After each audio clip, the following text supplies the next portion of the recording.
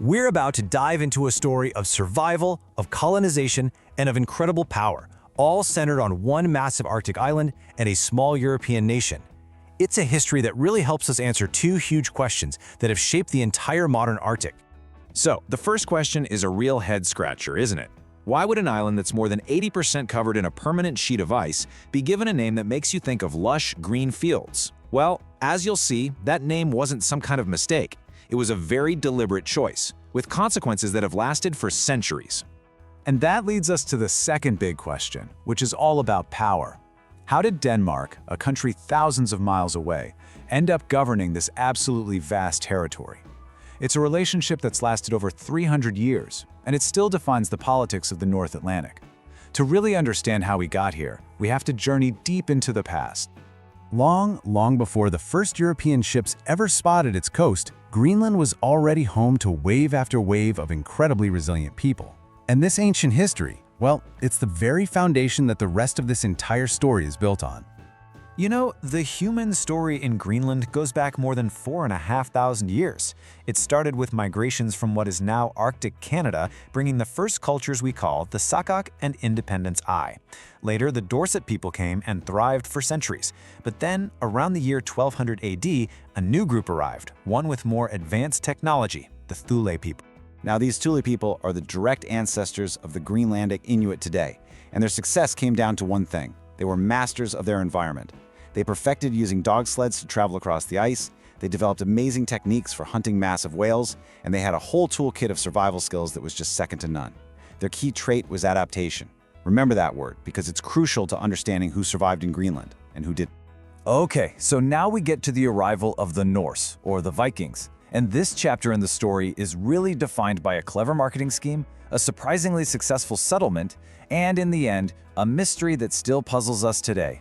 So the story goes that in 982 AD, an Icelandic outlaw named Eric the Red gets banished, sails west and lands on this huge new island. According to the old sagas, he's the one who came up with the name Greenland. And it wasn't because it was green, it was pure marketing, a brilliant strategy to convince other settlers to come join him. And you know what? For a while, the trick actually worked. It helped that they arrived during a period of warmer climate. In the south of Greenland, they set up farms with cattle, they built churches and villages, and they kept up a really important trade connection with Europe. For almost 400 years, the Viking experiment in Greenland was a success. But the world they built, based on a European model, was actually very fragile. And when the climate started to change, the Greenland promise began to break, leading to one of history's great mysteries. They all just vanished. So what on earth happened? Well, the climate got much colder, in a period we now call the Little Ice Age. The Norse farming techniques, which had worked before, completely failed. Their trade routes to Europe fell apart. And here's the crucial part. They just couldn't, or maybe wouldn't, adopt the survival skills that the Inuit had perfected. They had a simple choice: adapt or disappear.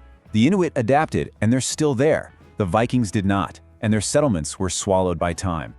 For a few hundred years after the Vikings disappeared, Greenland belonged once again only to its indigenous people. But a completely new chapter was about to start, one that would change the island's destiny forever and create the modern relationship we're exploring today. In 1721, a Danish missionary named Hans Egede sailed to Greenland. His whole mission was to find the lost Viking settlements. He thought their descendants might still be there. He didn't find any. All he found were the Inuit. And that moment became the starting point for Danish colonization. Denmark claimed Greenland for itself, brought in Christianity, and took complete control of all trade. Life under colonial rule changed everything. The local Greenlandic culture was actively suppressed. The Danish language was forced into schools and became the language of government. The entire economy was redesigned to benefit Denmark, which made Greenland completely dependent. And for almost 200 years, Greenland was kept totally isolated, its future decided by a government thousands of miles away. But global events have a funny way of shaking things up. The chaos of the 20th century was about to yank Greenland out of its isolation and throw it onto the world stage, transforming it into a place of massive strategic importance. So, during World War II, Nazi Germany occupies Denmark. Suddenly, Greenland is cut off. And who steps into that power vacuum? The United States. The US moved in to protect the island and, most importantly, they built air bases. The most famous one, Thule Air Base, cemented Greenland's new status. It was no longer just some far-off Danish colony. It was now a critical piece of real estate in global military strategy. This new global importance, along with a growing sense of national identity among Greenlanders, fueled a push for more autonomy. It came in two big steps. In 1979, Greenland got home rule, which meant it could control its own internal business, like schools and healthcare. Then in 2009, an even bigger step, the Act on Self-Government. This was huge because it gave Greenland control over its own vast natural resources and its justice system. So the relationship today is, well, it's a complicated partnership. As you can see here, Greenland controls its own politics at home, its police, and its incredibly valuable resources. But Denmark still handles defense, foreign policy, and the money. It also provides a huge annual payment called the block grant, which is still absolutely essential for Greenland's economy. So why is this huge island of ice so important in the 21st century? Well, it comes down to three main things. First, underneath all that ice, there's a geological treasure chest, huge untapped deposits of rare earth minerals, the stuff that powers our smartphones and electric cars. Second, as the Arctic ice melts, new, faster shipping routes are opening up between Asia and Europe. And third, its location is still vital for the military, and it's a perfect spot for scientists studying climate change.